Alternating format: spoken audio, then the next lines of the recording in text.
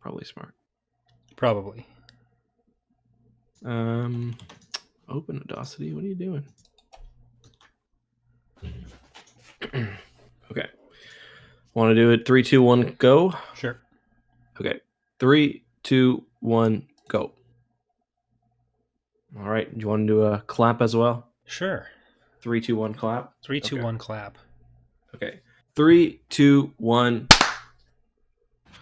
Good Close enough. All right.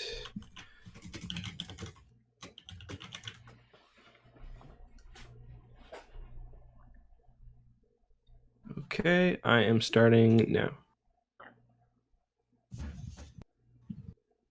And we are live. Hello, everyone. Welcome to another episode of Tapcaf Transmissions, the only Star Wars podcast, which is hard to believe, but also true. I am Justin, joined as always by my co-host Corey. Today we will be talking about Dark Apprentice, Book 2 of the Jedi Academy Trilogy. That actually is true. Only some of what you said was true. I was actually visited by the specter of a long dead Star Wars podcast? Yeah. Did you learn anything useful?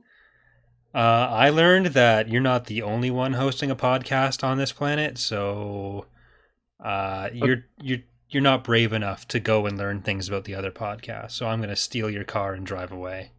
I kind of meant it like, you know how they say like the Ohio State, like, you know, this podcast has so much clout that like all of the other ones kind of just, you know.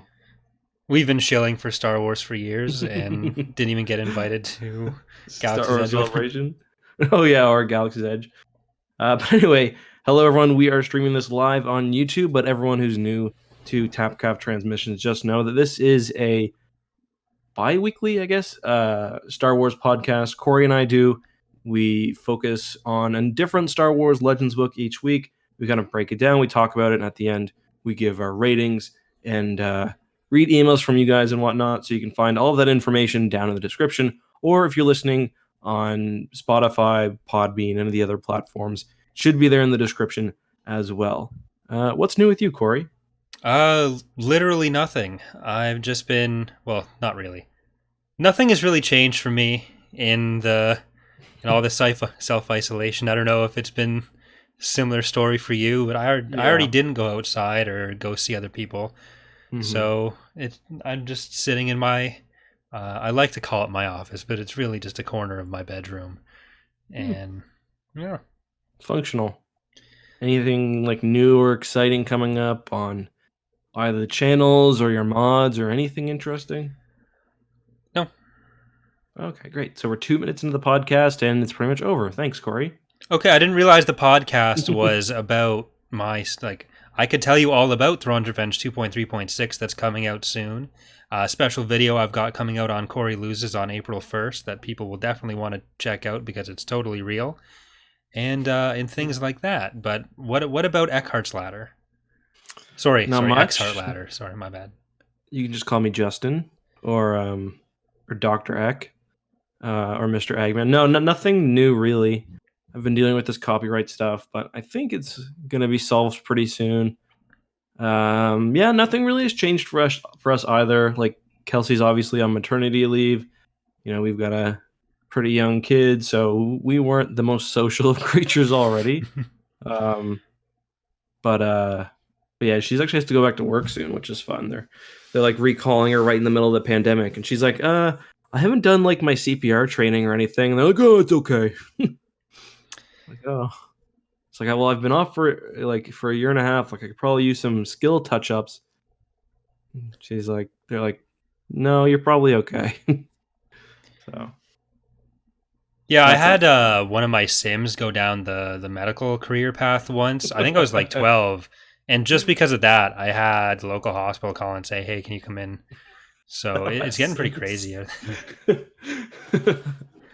We should say that this series alternates between streaming on EckhartsLadder and Corey's Datapad every other episode. So for people who may be seeing the streams live here for the first time, we usually, because it is a podcast and Most people listen to it in audio form. We don't really directly interact with the chat too much towards the end. We do take some questions on top of some emails that we've been sent. We have quite a few this week again. So, yeah. Yep. So should we jump right into it then? Should we start discussing Book 2 of the Jedi Academy Trilogy, Dark Apprentice? Do you want to give some general impressions before we, dive right into it? We should, but I should also add before we start that between last episode and this episode, I read Dark Apprentice, but I also read iJedi. So there will be some things that I say that are probably from iJedi that I've mixed up with Dark Apprentice. And I guess that gives a few extra things to talk about. Yeah. So, because iJedi is a really interesting book. Do you want to explain, like, how it fits with this trilogy and why it's different than, like, most Star Wars books? Yeah, so iJedi is a book by Michael Stackpole, who is one of the two people responsible for the X-Wing series, so one of the more famous or one of the pantheon of Star Wars great authors. And there's a character from the X-Wing books, Corran Horn, who becomes a Jedi later on, and iJedi is a story from his perspective of kind of how he's trying to find his wife Mirax, who was captured by Leonia Tavira, which is an Imperial Moff. And part of that is that he goes and studies at the Jedi Academy. So parts of that book are not just at the same time as the Jedi Academy trilogy, but covering the same events. So covering them from a different character's perspective. And the really weird part about it is that Corran is never mentioned in the Jedi Academy trilogy. So it's taking a character who is not really intended by Kevin J. Anderson to be there, but not really intended to not be there either, and kind of adding more context to it, if you want to look at it one way, or showing how one author disagreed with what the other one was doing, if you want to take it another way. As Sergio in the chat says, it's not a sequel to iRobot. But the book is kind of weird, the Jedi Academy trilogy, and especially this book, just in the way that it handles, like, Luke's students, because it says, I think, on one of the first pages that he's got 12 students now. And you get details for, like, 5 of them. There's, like, Streen, Gantoris, Tion, Cam, and what's the name? Karrde, Dorsk. And Dorsk, yeah, so that's, like, 6. And then, like, any other time the other students are mentioned, just, like, the other students were sitting off in the background. Yeah. Like, the other students were in small groups. Like, these are, like, future Jedi. Shouldn't we know a little bit more about these other students? But, I mean, it does kind of allow the whole iJedi thing to work with Corran kind of going undercover as... What does it call himself? It's not Nija Halcyon. Kieran Halcyon. Kieran Halcyon, right. Because Corran's grandfather was a Jedi named Nija from the Corellian Jedi tradition, which is separate from the regular Jedi tradition. And yeah. I don't know. I like iJedi, though. It's fun. And of course, it's written from the first person perspective, which is also, I don't know, kind of cool. Yeah, there's a lot of, like, weird Corran flirting with Tion stuff. See, I was always under the impression that Tion was older than she actually is, but I think she, like, accelerates her aging at some point during the Yuuzhan Vong War, because I think by, like, Dark Nest they're referring to her as relatively old. Well, Cam is described as being middle-aged. Yeah. And Corran is not middle-aged. He's like... He'd be late 20s, early 30s by iJedi, I think. But Cam seems to be, like, in his 40s. Yeah. So Tion's probably late 20s, early 30s as well. Yeah. Yeah, I suppose that's probably right. So I assume we'll read iJedi at some point. It's a really long book, isn't it? Isn't it like 400 or 500 pages? Yeah, it took me a fair amount of time to get through. Because it's going through so many different parts as well.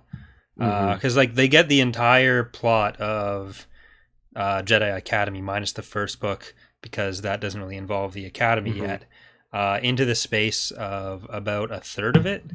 Yeah. So there's some stuff before it, then there's the Jedi Academy stuff, then there's Corran looking for Mirax.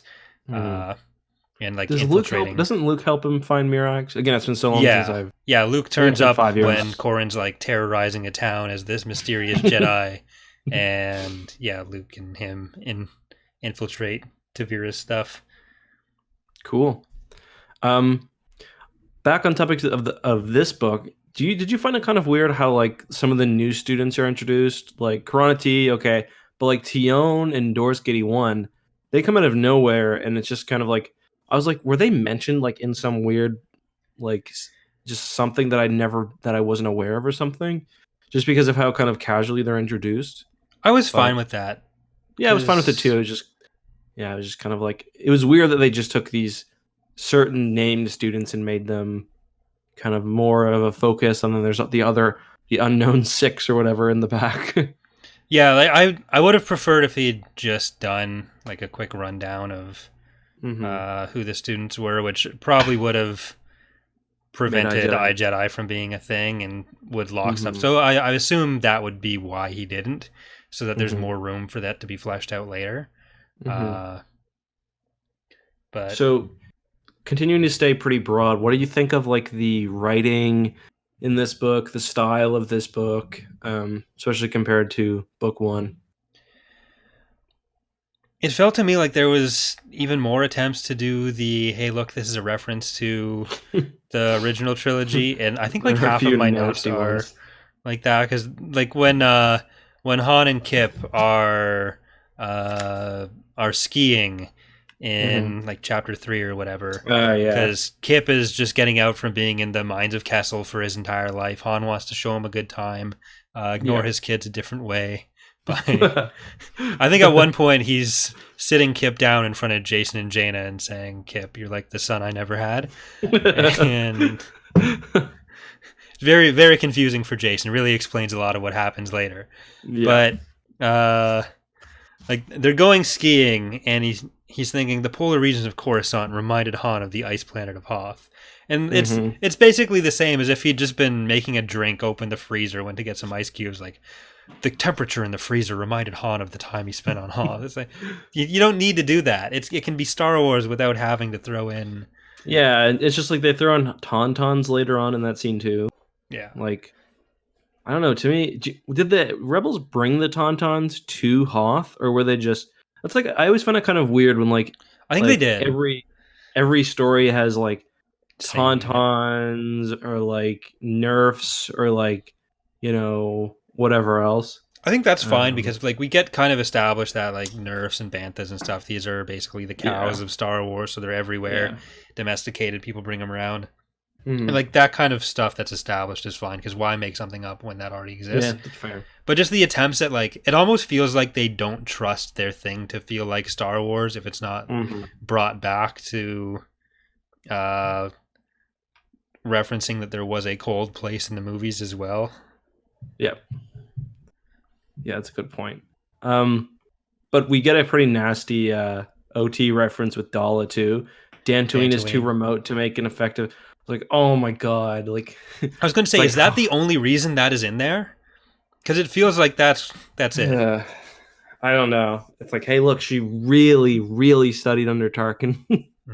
She really gets it. But yeah, and it's weird because the other book I thought was okay about that, but this one is pretty heavy-handed. There's another between Kyp and Han. There's another odd, like, don't tell me the odds thing. Or do you think 3PO could? I think Kyp says, do you think 3PO could get us to calculate the odds of making it through that that route? Basically, it's like and he's really trying to like force in the whole. Remember how Han beat Lando in a game of Sabacc to get the Falcon? So that's literally all those two do the entire time, even when there's much more important stuff to do. Yeah, it's pretty shocking that like. Well, okay, let's get down to No, it is pretty shocking when like when Han gets his diplomatic message and is like, your wife's just been involved in a really catastrophic event. She's probably really traumatized. Han's running down to the hangar, about to grab the Falcon and head off, and Lando just basically goads him into a card game, and then he just can't go pick her up. Yeah, and Lando even says, like, when he finds out why Han's in such a shitty mood, he's like, okay, then why are we doing this? Let's fucking go. He's like, no, it's not my ship anymore. And Lando's like, all right, let's go get her. And Han's like, just The New Republic will pick her up. Yeah, like Han and Lando, you get a lot of this book focused on them, and they do nothing. Yeah. There is what, like no 4 card games or something? Yeah, because Lando wins it, Han wins it, and then Lando tries to challenge Han to it again to impress Mara. So there's 3 card games they do for it. And allegedly Mara's impressed. I don't buy that he ever meant to, like, he was clearly just doing it. Yeah. And whatever. I actually did enjoy the first one, though. I thought it was fun. Like, yeah, the first one was fun. The next 2 were entirely unnecessary and just The first one was fun, but it was also at the point that made the least sense. So maybe keep the middle one, make that the first one. And agreed. I do want to say, kind of going back a little, I really like the choice of Yavin for Luke's Praxium is so good. I don't know, except for the Sith Lord. Except for the Sith Lord, but I mean, from think about how low the property taxes are. I'm pretty sure that's something. I've never been a real estate agent. Also really fucking haunted.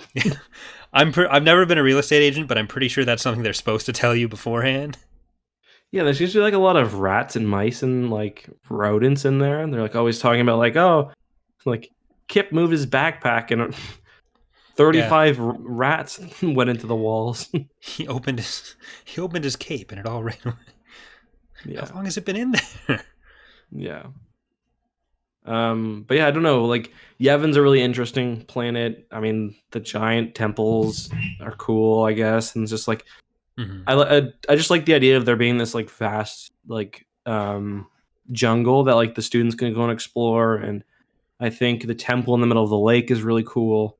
Yeah, I don't know, just like it. Yeah, they got the Sith Lord out there, and then they got Quarrel, I think his name is. Oh, the TIE fighter. Yeah, pilot. Yeah, we got to read those books later. Yeah, I'm actually looking forward to them. Yeah, I need to read all the Jason Solo material for what I'm sure will be an hour-long video on each Solo kid.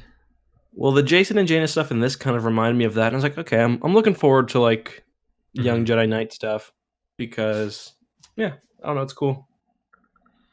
Yeah, that's what 10 years? No. Yeah, actually, that'd be about 22. Yeah, I think it's 22. Yeah. So they're about 12, 13 years old. Mm-hmm. Yeah. And by that point, there's even more unnamed students. Yep. You can actually see Rosh Pennon walking around in the background. And I like how in this book, Star Wars authors seem to have a bit of trouble writing kids because these kids are like 2.5 years old and like... They're acting like they're 4, 6. Yeah. Yeah. He tries to cover his bases with that by saying, oh, they're doing stuff that kids their age really shouldn't be doing. Like, okay, there's a limit to this. Doesn't Jason like fight a bat or something in the next one? I'm pretty sure he fights off a Sith Lord in a bat. He uses Luke's lightsaber when Exar Kun is like attacking Luke with Streen. I think it's Luke's that body, one, right? Yeah, yeah, because he's trying to like possess the different students to kill Luke while he's unconscious, because Kyp leaves him unconscious at the end of this book, or Exar Kun does. And yeah, for some reason Han and Leia bring Jaina and Jason there to help look after him, even though they know they're being attacked by it. They're willing to leave the kids behind to be watched by 3PO and Chewie under almost every other situation, but Sith Lord's attacking. You want to talk about that because I think that's and we both agreed, and you said that I was parent and gatekeeping Han, but like, I don't know. So as some of you may know, I have a child. My son Gus is actually 1 year 6 months today, and I don't know. I don't leave him with a nanny droid every day or like. Okay, they're not invented yet, so that's a weird standard to have. If one of the boys pops up and is like, "Hey, you want to go on a road trip to Kessel or the mines of, I don't know, Fredericton?" I would. My wife just got abducted, but I got time for a quick card game. Yeah, I'll leave him with the dogs. Like, all right, let's not just call Chewie a dog. That's like his uncle. Yeah, fair enough. Like, it's like if you left your kid with a more responsible version of Charlie. With more hair at this point. Yeah. But okay, so for those who don't know, by this point, Han and Leia have 3 children. Jason, Jaina, they're twins, and then Anakin, who's, I guess, is he a year, basically a year exactly younger. Yeah. He'd be a And year old by this point.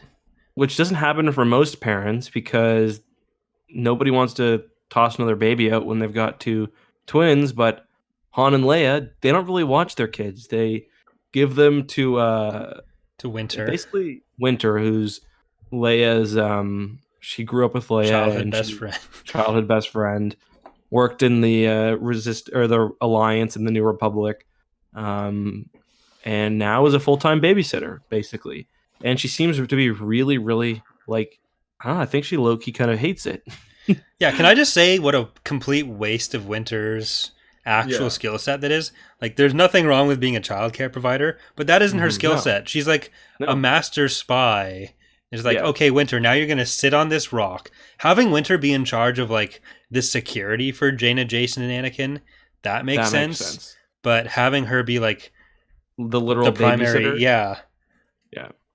It seems like that's what the job started as, and then instead of just having her being in charge, that's like, actually, you want to stay on Anoth with them? Yeah, she's like, well, I'm kind of the best like cryptologist or like the best numbers person we have. Like, watch the Jedi children. They can be corrupted by the dark side if they're on Coruscant. Yeah. But yeah, did you kind of feel like Winter was maybe kind of fiending after Admiral Ackbar there? I didn't get that sense. Hold on, let me see if I can find the because so Ackbar he stops by. Okay, so I guess let's talk about the basic plot first, just because I know a lot of people listen to this without reading the book. So it starts off with Ackbar ferrying Leia to a diplomatic conference, I guess, on what's the actual planet called? Is it Vors? I think it's no, the Vors are the species. I think Vortex. It's Vortex, yeah. And this planet Vortex has this gigantic cathedral made out of basically like glass, and it's like this really it's like the prime element of their culture. Basically, they have this big festival each year, and they haven't let the Cathedral of Winds play since the Empire took over. And now that Palpatine's dead, they're basically going to have their first performance in a couple of decades. Ackbar is flying Leia over there, and the absolute dope crashes his B-Wing into the thing, and in a pretty visceral scene, actually, ends up not only destroying this like priceless piece of the Vor culture, but he also kills like 300 of them. Yeah, which I thought was actually a surprisingly small number for what he did. Well, it seems like they can fly away. Mm-hmm. So I guess... But you can only fly away from puncturing glass so much. Yeah. But there's basically the 3 main plot lines to the book, or 4. Mm-hmm. There's Luke's Academy, where we're mostly dealing with Gantoris and Kyp getting seduced by Exar Kun. We have the Leia and Ackbar plotline, which starts off with this and turns into Leia trying to convince Ackbar to come back. Yeah, and then there's also the Turpfin bit too. Yeah.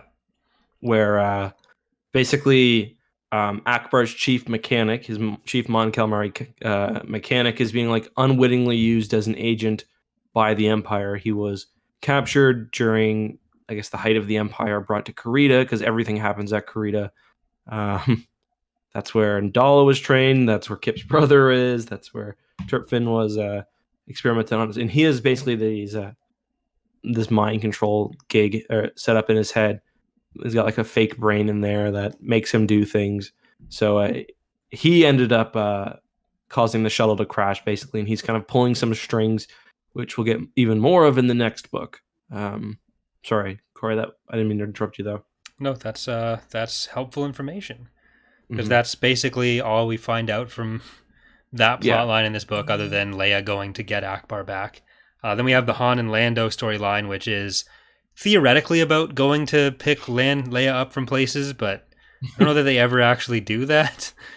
They do ship No, stuff not to the really. Jedi Academy. They end up with Mhm. Mara for that as well. Yeah. And then finally, the most important plotline of all is Wedge and the scientist Shucks from the last book, Quizooks. where he is supposed to be in charge of keeping her safe. She was in charge of she was one of the lead scientists or engineers at the Maw installation where Dalla was guarding, where Death Star stuff was designed, Sun Crusher was designed, and she's basically in witness protection with Wedge. So we get a couple chapters with them. Jedi references a bit where Corin's like, hey, maybe you don't want to sleep with her. Maybe you want to be with Iella. Because I guess Michael Stackpole was upset that the romances he had been setting up wasn't getting paid attention to. But, despite having her in witness protection, the main thing that happens in this plotline is Wedge and Qui go to Vortex to help clean up the glass cathedral. She picks up a piece of it and starts playing it. And then the guy comes up, takes it away, smashes on the ground. No. Like, do you know how goddamn disrespectful that is? But this is set up to be like one of the most politically sensitive places in the Republic right now, and he brings the person in witness protection there. I just imagine like it's like covered with blood and whatnot. She's just like, there's little bits of fours on it. It was kind of a bonehead move, wasn't it? Before I forget though, can I just read this? So Ackbar, he gets he basically quits as being the commander for New Republic forces because he doesn't obviously know that the shuttle's been tampered. Turpfin, who again is working for the Empire, basically presents a report saying that it was his fault. And Ackbar decides, okay, I'll leave. He secludes himself to Mon Calamari. However, before he does, he stops by and visits Winter, who has the final solo child, Anakin, with her. And we get a couple of when I read this passage, I thought there was some very clear sexual undertones. I believe there's something about her putting her hand on Ackbar's large bicep, but that might have been later on. But Winter says, "Will you stay here for an evening's rest?" Ooh. Then when Ackbar says, "No, I can't," she says, "Ackbar, you know I have the greatest respect for your abilities. It would honor me if you would stay here with me instead of going into hiding on your homeworld." And then she says, "I'm all alone here. I could use your help. It gets lonely for the baby. ... And for me." And then he says, "All right, I'll think about it, but not right now." And she goes, "I will be waiting if you change your mind." All right, no, you got me convinced. It's. Are you actually convinced, or is it just? I'm just gonna Google it right now, real quick. No, I'm 100% sure that is what was intended by that passage. Ackbar Winter fanfic. Okay, well, it's gonna be there regardless. Almost My Children, a Star Wars fanfic. Oh God, this is the closest we're gonna get to crystal clear. Nice. And then I like how he flicks her lights. He flicks the lights of the B-wing at her as he's flying away, and she puts her hand up in a sad goodbye. Just like, I don't know, like it makes me feel like that's not like all she wanted. Child there or something, and she's somehow the. I don't know. It's just okay. Anakin grows up with Ackbar being. No, this is gonna sound crazy. What if everyone always says how similar Winter and Leia look, right? Right. Okay. What if, in reality, Ackbar fathered Anakin Solo, and Winter and Leia switched places to basically hide the shame of that, and that's why we get this scene. And that's why Ackbar is so attached, because he's also really, really attached to baby Anakin, even though there's like, I don't think there's really any like previous relationship between the two. Okay, so that Winter is actually Leia there. Yes. the Leia that crashes in the shuttle with Ackbar is Winter, and she's living with Han. So Leia's the mother of all three kids. Han is the father of Jaina and Jason. Ackbar is the father of Anakin, and that's why he's the most powerful of the three. Ackbar felt a shudder to... Wait, hold on. Yeah, God. Ackbar felt a shudder go through him as he realized he would probably never see the dark-haired boy again. Even for a human, Winter looked strikingly distinctive to Ackbar. Never heard him say that about Leia or anybody else. That's fair. As one of Anakin's bulbous eyes looked over at Ackbar. Damn, you're right. There's a fish-like smell always seemed to come from the boy. His diet of kelp would... Listen, Winter's mere suggestion had been powerful enough to strip away layers of guilt and shame with which he had buried himself. Nope. This is, I think you're onto something. Move over, Tycho. The words caught in his throat again, and he realized he was trembling. If I find my peace, perhaps, I shall return to you and the baby. There's something going on there. Yeah, this is fucking weird. They're trying to make some weird sitcom family. Yeah.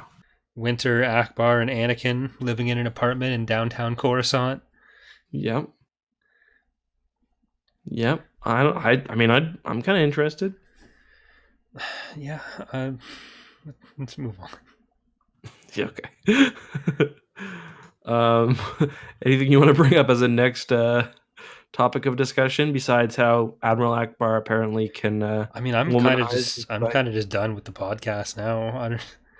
Should we just talk about Almost My Children, a Star Wars fanfic, or? No, that's worse. Okay. Do you want to just go through Daala's happenings for this book first? Sure. Because that doesn't really intersect much with anything else that goes on. Mm-hmm. It almost does with Dantooine and Gantoris, but Gantoris is luckily dead by the time any of that happens. So. Well, no, Gantoris dies right. Well, he dies soon after. Yeah. So it doesn't really impact anything. It just gets them out of the story.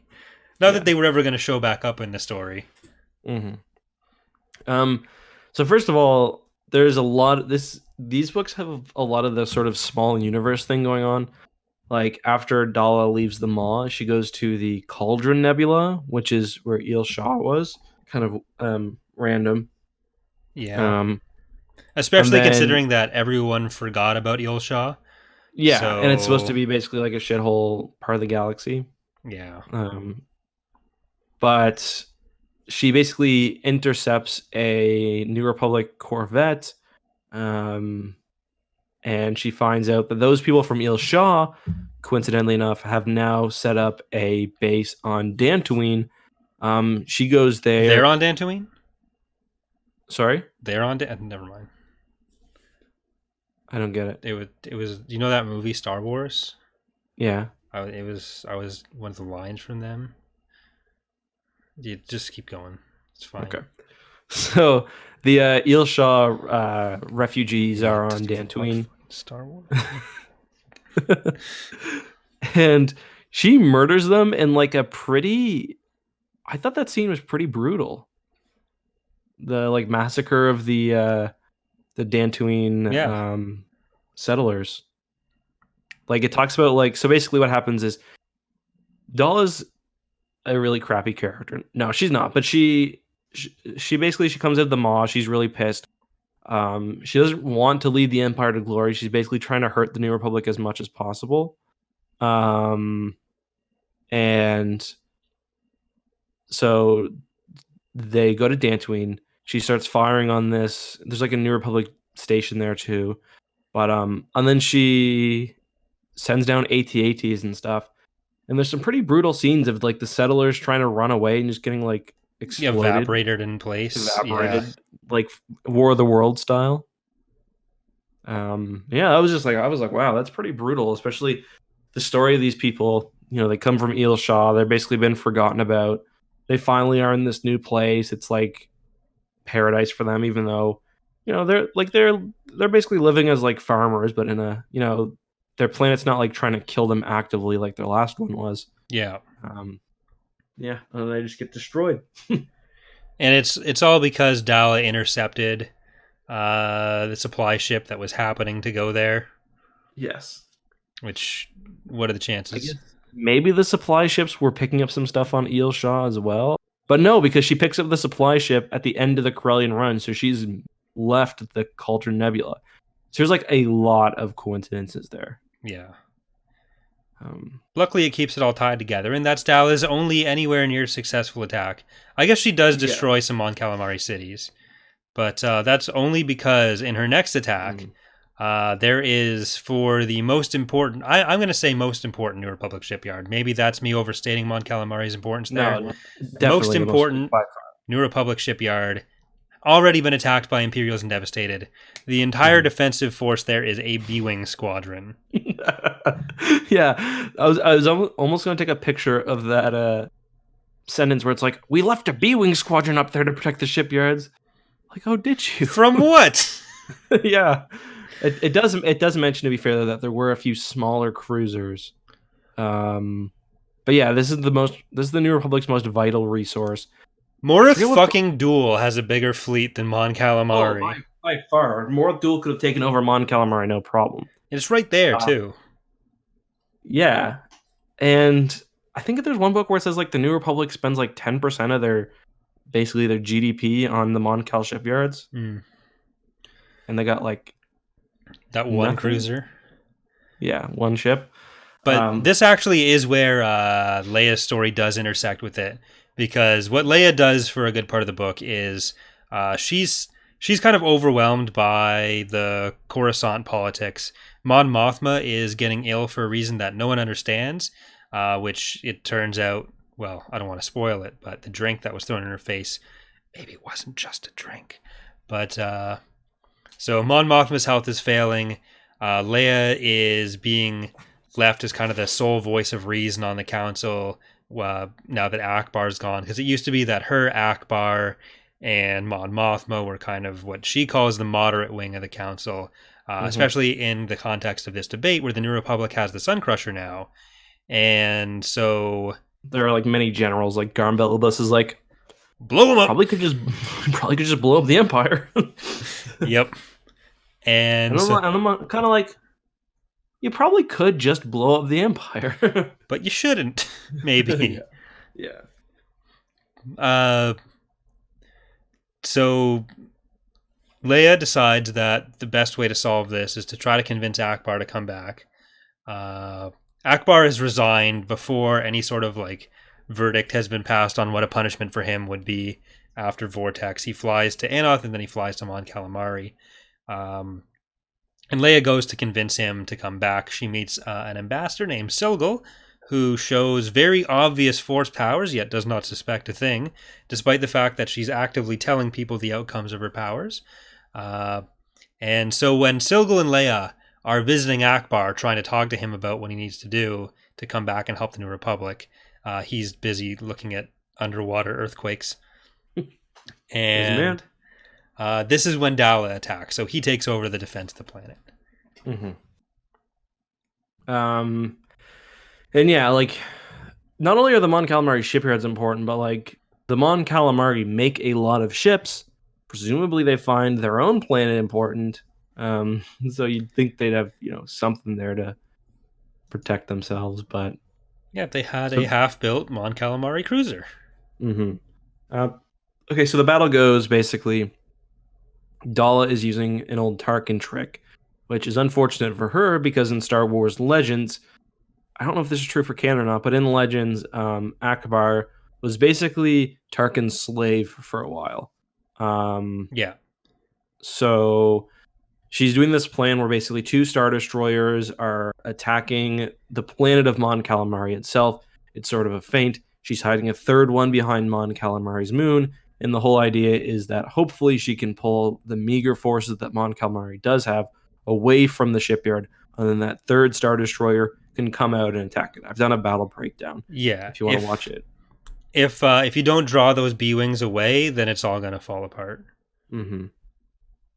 To be fair, a squad of B-Wings, that's a lot of damage. Yeah, But if they also have like 10 squads of TIE fighters. all they'd have to do is get the proton torpedoes to penetrate the shields, take out the engine hardpoint, and then the shield generator hardpoint, and then it's basically And then just auto-resolve. free. Yeah, then you got it. Yeah. But what was I gonna say? So yeah, what Ackbar does is, because he knows the technique, he's studied under Tarkin, he knows the feint, he can tell. So he basically powers up a unfinished Mon Calamari cruiser, rams it into the hiding Star Destroyer as it shows itself, and causes it to self-destruct. He basically springs the trap, coaxes them to bring the third Star Destroyer out, and then blows it up. Yeah, and this brings Dalla's Star Destroyer count down to 2. She's very sad about this for obvious reasons. They still have some TIE Fighter squadrons, though. This is seen as a very big point for them. But this gives Dalla an idea. Hey, if someone can ram their Mon Calamari cruiser into my Star Destroyer, why don't I fly a Star Destroyer into Coruscant? I'm sure they don't have a planetary shield. Yeah, I did a video about this. You might have seen. This is literally the worst planned battle in all of Star Wars. What Dalla, because so she loses. Dalla is pretty much always emotional. She's never thinking strategically. She just wants to hurt things and cause damage. She's reluctant to even leave Mon Calamari after the Star Destroyer shows up, but has to because the New Republic fleet arrives. And yeah, her plan is just like, let's just go attack Coruscant. We'll just ram a Star Destroyer into it. Except like Coruscant clearly has a fleet. At least a few ships there. Coruscant has a shield. It's always had a shield. It makes no sense. Like her plan is like a no-go from the very beginning. Yeah, like she's just trying to like fly past them, distract them for a bit, come in behind the star or behind the is she doing that again? No. She just wants to fly in. No, she just wants to literally fly right in. Yeah. She's like, okay, we've got 2 Star Destroyers left. We'll drop all the crew from one. We'll just basically run it straight into the planet and cause it to self-destruct. Yeah, and they're planning this in the middle of the Cauldron Nebula. Unfortunately, when they're just about to launch their assault, Kyp Durron shows up, having stolen the Suncrusher. We haven't really talked about that plot line yet, but he's on the warpath against the Empire, and he is just gonna blow up the Cauldron Nebula, which kills Dalla's last non-Gorgon Star Destroyer. Is it Manticore that she had left, or Basilisk? I think which one was Manticore? I can't remember. Yeah, I think you're right. But I think Basilisk was. It's kind of weird though, because he's like, there's no other way to destroy it when like Han rammed through one in the first book, no problem. It's probably what I would have done. Like, yeah, it takes like hours to blow the stars up, and it's like, yeah, just fly through it. Really violent. Like those stars didn't do anything to you. Like, yeah, could be people in there. Well, Kyp doesn't care about people. Yeah. Well, I think he kind of still does at this point. I mean, we'll see in next book, I guess. Maybe not, but yeah, that's one thing I do want to talk about, because I think we're kind of at the Jedi Academy storyline is the only major one left, and I do want to talk a bit about how much is Kyp responsible for his actions and how much is actually Exar Kun's influence, because this comes up a lot in iJedi, actually. Oh, okay. Well, that as well, other characters bring it up later, but just in the context of this book, it's kind of, by the end of Champions of the Force, the next book, Luke is kind of just saying, hey, he was under the control of the Sith, and that kind of just sweeps it all under the rug, and Corran's like, nah. Nah. This is his fault. I agree. I'm on the Michael Stackpole / Corran side of this, where, like, sure, Kyp is under the influence of Exar Kun, but you do see a few instances where he's like aware that Exar Kun is baiting him into evil shit, and he thinks he can hold off the influence. But at a certain point, Kyp is responsible for his actions there, and Luke and Corran kind of talk about how, in a way, Kyp has been given a life sentence to serve as a Jedi. But like what Kyp does there, even if the governor of Karrde is one of the most evil people left in the galaxy, you still annihilated a bunch of people who were under the control of the Empire. Yeah. And it is really not any better than Alderaan. Yeah, I mean, you do got to feel a little bad for Kyp, though, just because of how shitty his life has been. Like, and I do, but at the same time, yeah, no, you blew up a planet.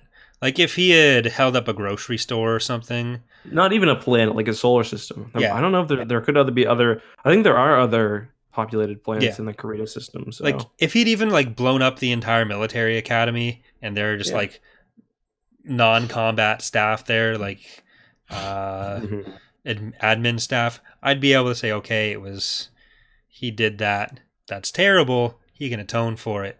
But no, he blew up the planet, and he went through a lot of effort to get the thing to blow up the planets. Even when he wasn't fully dark side, he was advocating for, hey, why are we getting rid of this when we can blow up some planets? So, and he doesn't really redeem himself. Like, he spends the next 40 books arguing with Luke on every point, and Luke's like, you know what? It's a good thing that he's around to keep me honest, even though almost everything he does is kind of evil. Completely wrong, and like he's like, because in NJO it's basically the same thing where he wants to be basically a warmonger, and Luke's like, maybe we shouldn't. Was Kyp pro Alpha Blue? I don't think he was pro Alpha Blue. I don't think any Jedi were, but I'm not sure. Like, there was a point where Kyp kind of turns his ways around a bit, but it's so late that it's like, come on. It was before Alpha Blue, though, because that's like pretty much the end. Yeah, but like when Dalla becomes the chief of state of the Galactic Alliance, and she's trying to like force Luke out, it's like, yeah, you put this mass murderer on your council. He's in charge. So it's kind of hard to be like, no, like Dalla does have a point there. I'd love to see like a House of Cards style book of Luke just like bribing people to make the Kyp Durron issue go away. He's like, well, we've got a real optics problem here, Kyp. You murdered literally 6 billion people. Like, so to kind of circle back around, to use proper corporate buzz speak, to how this all starts. We start off the book at the Jedi Academy. Luke's getting a shipment of stuff, and my first note when reading the book was that like Luke is basically taking an inventory of all the stuff sent by the New Republic, and he's like, oh, this list must have been compiled by Leia herself, because it had a bunch of like frivolous shit, and it just makes Leia look like a complete idiot. Like, Leia's a practical person. She may have like a fancier side, but it's basically like she's sending Ithorian statues and gourmet food or whatever. Yeah, when if anything, usually Luke would be portrayed as like Leia's very like, I don't know, kind of serious, I guess. Like, yeah, like she's actually got the experience running this kind of training camp to some extent, whereas like the rebellion would have been different, but she's been involved in that kind of administration before, whereas Luke never has. So even if she doesn't have exactly the right idea of like what you'd need for a Jedi praxium, like the basic idea of you need the essentials and not this frivolous crap. Like I want to find the list of what it was, because it was pretty early on. Yes, I think it's page 11. Ish. That might have been. I thought it was like page 1 or 2, to be honest.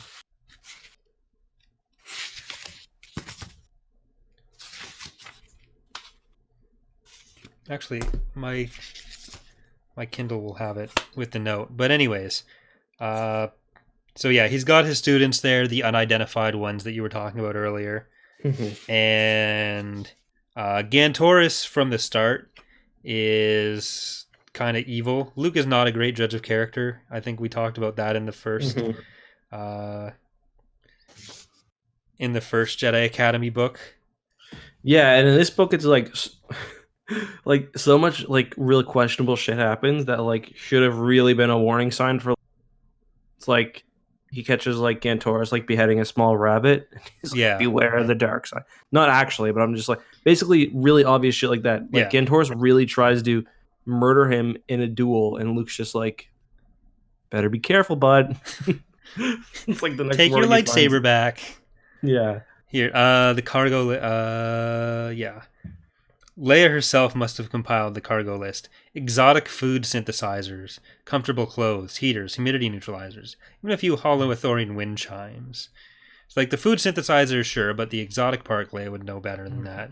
Yep. Comfortable clothes, like sure you want like weird Jedi robes, fine.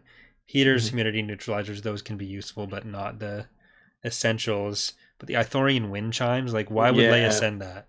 Yeah, that's not a very Leia thing, is it? No. That's in fact really dumb. That is in fact really stupid. Yeah, no. You're right. So that I didn't really pick up on that, but that is a little weird. I think Luke just doesn't give his sister enough credit. Like, Leia was in the Imperial Senate when Luke was still making sandcastles on Tatooine. Do you think that's a common thing that kids do on Tatooine? Sandcastles? What the fuck else are you gonna do? Well, where are they gonna get the water to do that? They I didn't say empty they up were their good moisture sandcastles. evaporation. So they're making an amorphous sand pile. I didn't say they were good sandcastles. But saying sandcastle does imply it somehow looks like a sandcastle. I said Tatooine sandcastle. I lower the standards, okay? Tatooine sandcastle sounds like some sort of weird sex position. Yeah. Do you think Winter and Ackbar ever did the Tatooine sandcastle? Tatooine sandcastle is just not having sex. It's coarse and rough and it gets everywhere. Yeah, there you go. Oh yeah, because Tatooine sand is coarse and rough and it gets gross. Don't want to imagine Ackbar giving anything to Tatooine sand. This is why we're never getting invited to do a panel at Star Wars Celebration. We get this every episode, and you're just as right as you were last time. Well, I think the Ackbar fan fiction. Yeah, I can think of lots of good Tatooine sex acts. Lots of stuff involving like crate dragons and crate dragon layers and Tusken Raiders and Jawa boom pipes and. Right, Jawa boom pipe was I think the first one of those where I think you're onto something. The rest we need to workshop some more. We'll get there. Listen, I'm just spitballing. Moisture farming, that's a good point. Ooh. Ghost fish. God damn it. Anyways, so Gantoris is terrible. In iJedi, it kind of spends more time on Gantoris because it kind of puts forward a rivalry between Gantoris and Corran. So they're competing with each other a lot. You mean Gantoris and Nameless Student Number 7? Yes, Nameless Student Number 7. It really adds a lot to the story knowing that Nameless Student Number 7 and Gantoris had this kind of contest going on where like Cam and Corran came with their own lightsabers and they were kind of teaching everyone stuff. And Gantoris, he was trying to compare himself to Corran and vice versa. But Gantoris then does get visited by Exar Kun. He was worried about Luke because of the Dark Man that visited, that was going to be his doom. Then he meets him. He's like, you know what? I should listen to this guy. He's got the right ideas. But then he builds his lightsaber with an adjustable knob.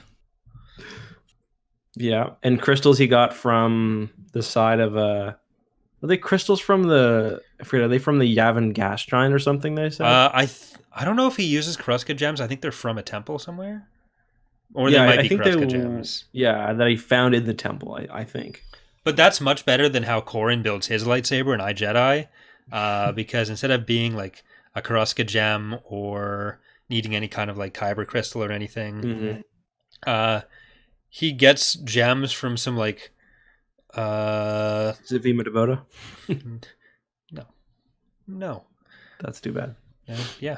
It's from like a bottle of brandy that Leonia Tavira sends him, like some weird gifts there. And it's like, okay, I guess you can just make a lightsaber or whatever you want then. Yep. Well, how about that? Yeah. And then, so Gantoris and Luke have their duel. I love how Gantoris tells Luke, he's like, I've discovered that you are not the dark man I saw in my prophecies. Luke doesn't do shit about it. Huh. It's like strange that. It's like, is that so? Well, there's Gantoris doing that, then Gantoris literally burning to a crisp in his room after the duel, and after the whole Dantooine thing goes down. Gantoris has no reaction to that, really. Does Luke tell him? What does Luke say again when Gantoris burns to a crisp? Beware the darks. Yeah. He's like, everyone's standing around him like, say something, Master Luke. He's like, In the original draft, he yelled out, clean up in aisle 3. But it's like, beware the dark side. And he walks in and he's like, fucking nailed it. They're watching him go down the hall. He's like, yes. The little leg kick. No, like, maybe I should move my academy off of the planet for now. Any kind of emergency measures. By this point, like, Gantoris is burned up. Kyp comes in a week, and then Kyp starts acting weird. Tion's trying to, like, tell the history of Nomi Sunrider and the battle against Exar-kun. And Kyp's like, no, actually, the Sith were right. And Luke's like, hey, where did you find out these days? It doesn't matter. You're not the only one who's a teacher here. And Luke's reacting. Yeah. And then he gets a distraction, and Luke's like, thankfully, I was over with this awkward situation. Thank God I had to do that. An awkward situation, bro. Like he's so irresponsible in these movies. Yeah. Everything Corran says about him in iJedi is just spot on. I'm excited to read that now. I wonder when should we read that? I think we should probably wait a bit because it'd be a bit much to do these three and then immediately jump into that. But I think it's a good way to come back into this stuff and maybe Isard's Revenge and all that. Yeah. But okay. Then we could do like Callista afterwards, maybe. Yeah.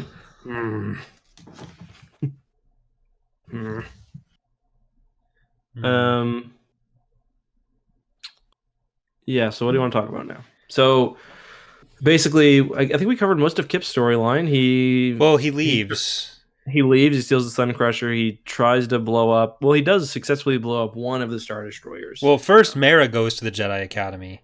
We get some very little light flirting between Luke and Mara, maybe.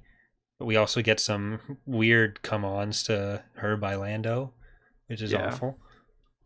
There's another kind of quasi-sexual moment where Lando's like, Mara, I thought you hated Han. And Mara's like, oh, we came to an agreement.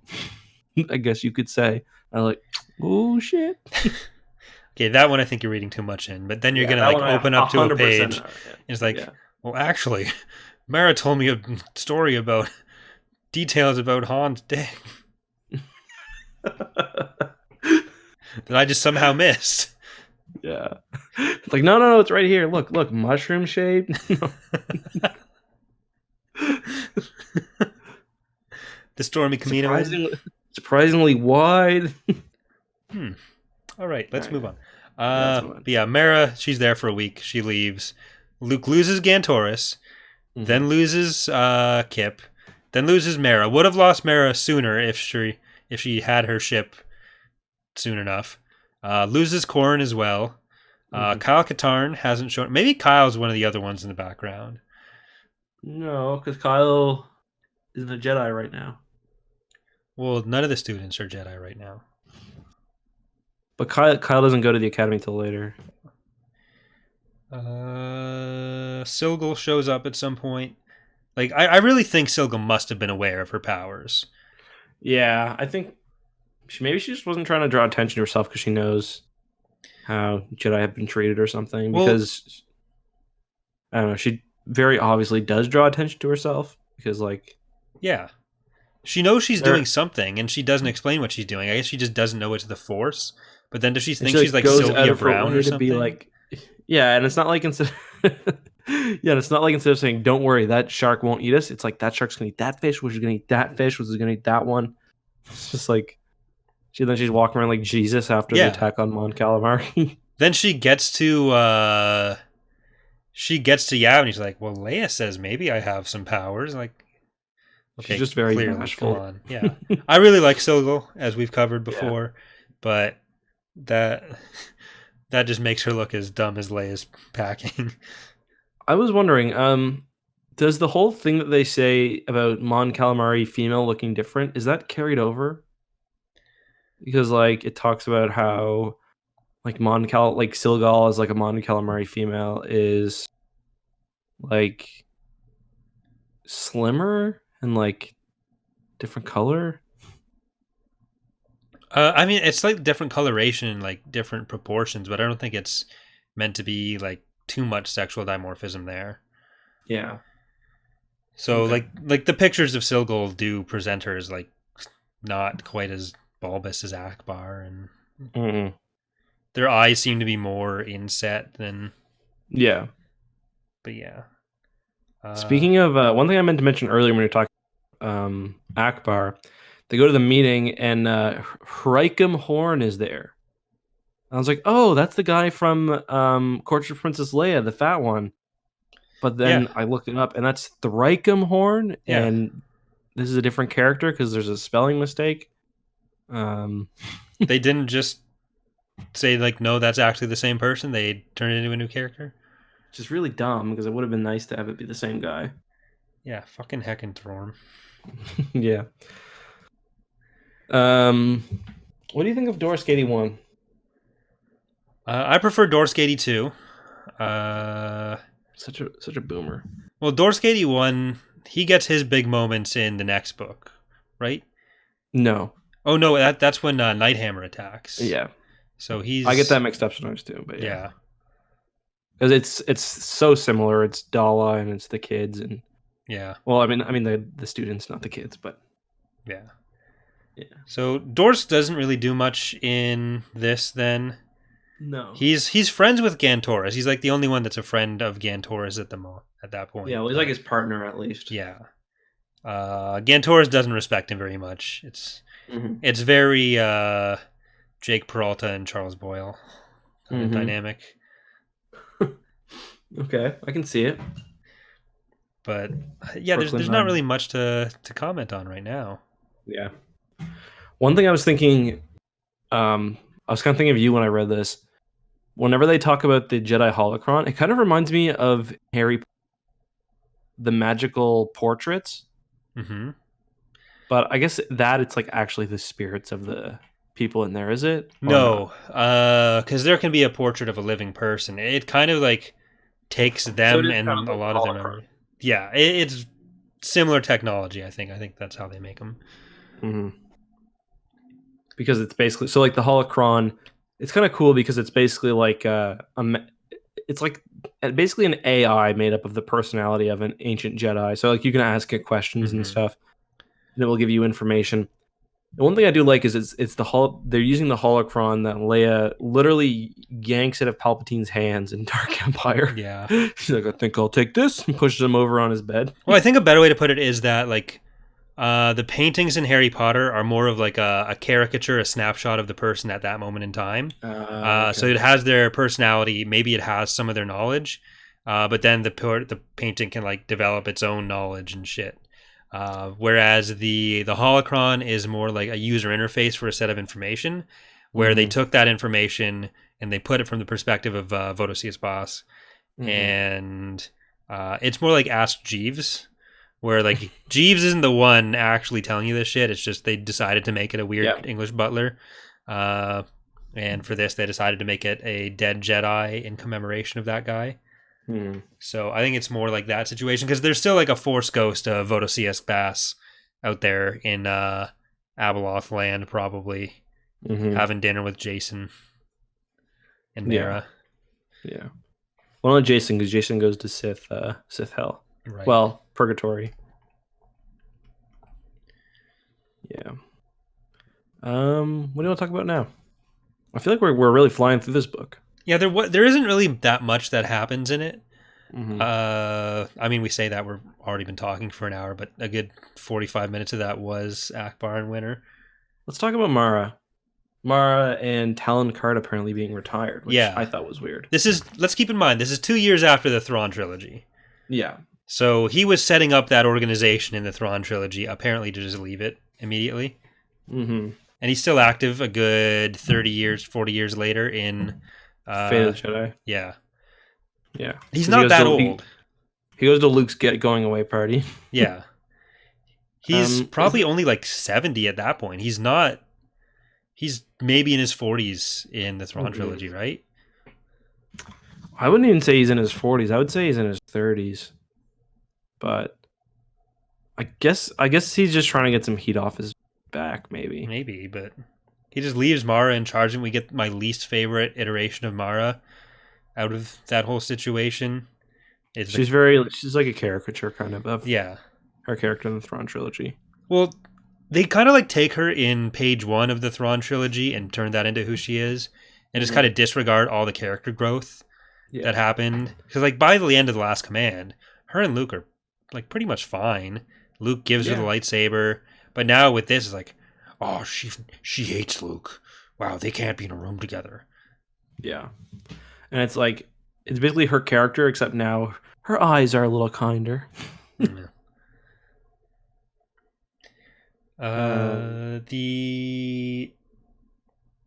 Because we also get, is it the Corellian trilogy where she's, no, it's not the Corellian trilogy where she's with Lando.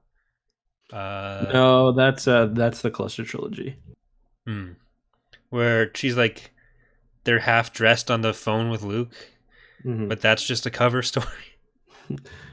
She's like, they're like literally mid coitus, but it's just a cover. It's just to convince Luke and everyone else. That's when they're hunting for what's his name, right? On behalf of Talon Karrde, or not Talon Karrde. What's his name? George Karrde. George Karrde. Yeah.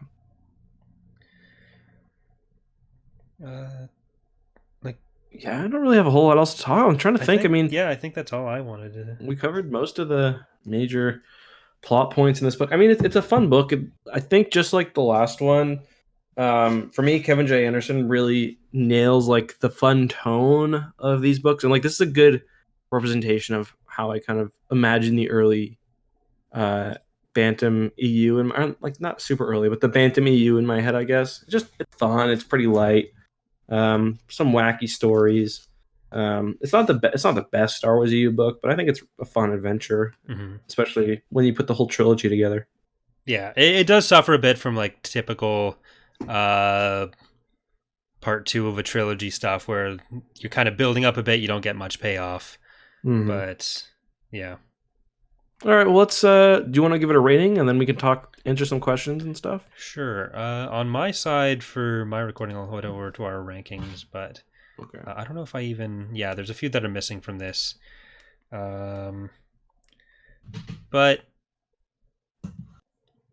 for me, I think I put it in my lower third, and I feel like this is basically just going to go where Jedi Academy did, but one lower. Or where Jedi Search did, rather. Yeah, I don't have the list in front of me, but right now I'm going to say that'll probably be the exact same for me. Well, maybe we'll solidify this later when we can take more time to look at the list. And your bottom half right now was Iron Fist, Courtship of Princess Leia. Then I think you had Jedi Search, then Wraith Squadron, Solo Command, Truce of Bakura, Krytos Trap. All right, well, I'd probably put it above Truce of Bakura then. Yeah, that's basically where I've got it, third last of the ones we've done. But still an enjoyable book for me anyway. Like I really enjoyed reading the whole thing. I kind of had to kind of wishing I could slow down a bit just because I do like the tone and I don't know. It's just a fun book. It was brought down a little bit for me because I did just read iJedi beforehand. So I got like the whole trilogy. Then this was just like kind of a truncated version of the events spread out a bit more, where I already got the finale of everything with that. And this is like without the context of iJedi in there, which I think it survives fine without it. It's just when you already just read that, it does feel weird to have like the order I did it in for this. It's Corran being removed, but in reality, iJedi was written afterwards, and it's Corran being injected into it. Yeah, exactly. But it's hard to get out of the for sure how you. And that's fair. I think it's fair to compare it to another story. I think that's fine. So we've got quite a few emails. Okay, I'm just I'll just go ahead and read one. One from Joel. Do you think that the new Star... First of all, you can get our email, by the way, tapcaftransmissions@gmail.com. Do you think the new Star Wars movies moving forward will be like the books when it comes to making connections to the wider universe, and will it depend on the writers and directors? J.J. Abrams tends to do more of his own things, yet we see anthology films like Rogue One and Solo making connections. Ryan is very hard to tell because the story is isolated. Anyway, curious to hear your thoughts about how the new Star Wars films are having similar strengths and flaws of EU books. I mean, I like the connections. It's kind of annoying because Episode 9 had some connections on like a really, really basic and superficial like element. Like we get the voices of Jedi at the end who are from the new EU, I'll call it. But yeah, hopefully we see. I think we will because the new movies will, I think, be a lot different than the Skywalker saga, and hopefully, well, not hopefully, but I think likely more like the Rogue One and Solo. Yeah, I think something that we're less likely to get with the way it's done now is a sort of Dark Apprentice iJedi situation, or Jedi Academy iJedi situation, where because stuff is kind of set from the start to work together, and there is like more of an emphasis on taking and using other people's characters within the universe. So like if you want to use Ahsoka, you use Ahsoka rather than making your new character who's basically just Ahsoka in another place.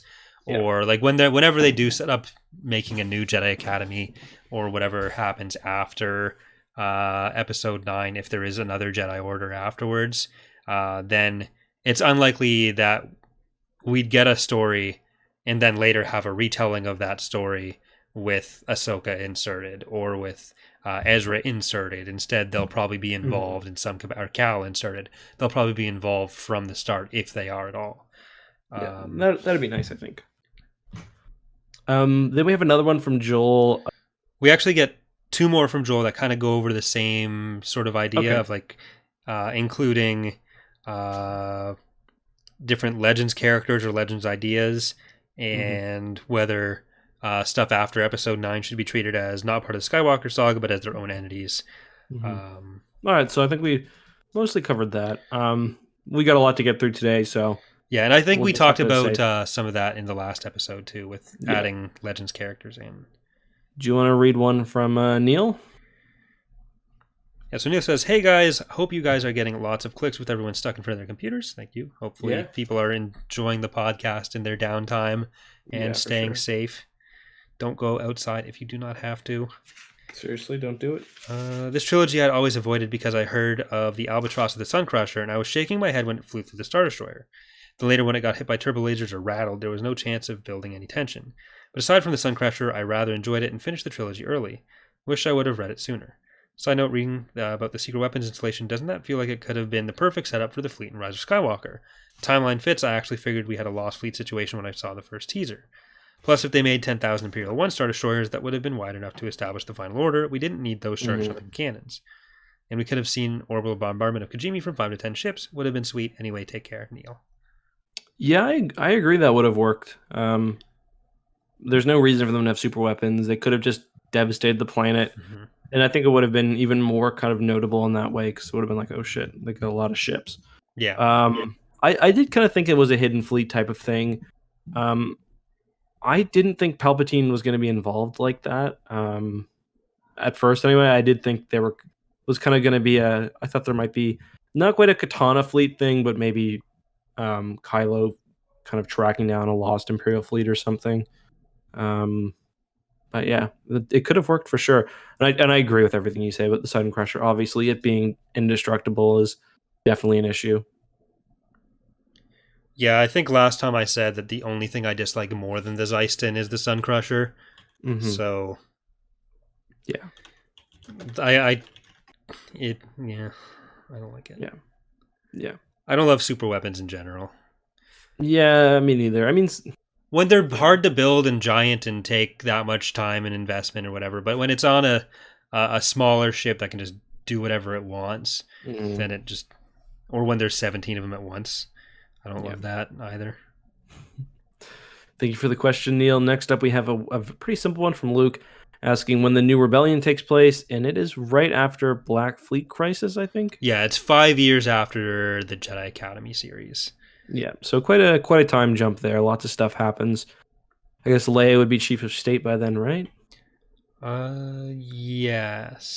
Still chief of state, I guess, because Mon Mothma is pretty much done after this. Yeah. And then it's Gaversum takes over for Hand of Thrawn duology, but that's basically Leia's on hiatus.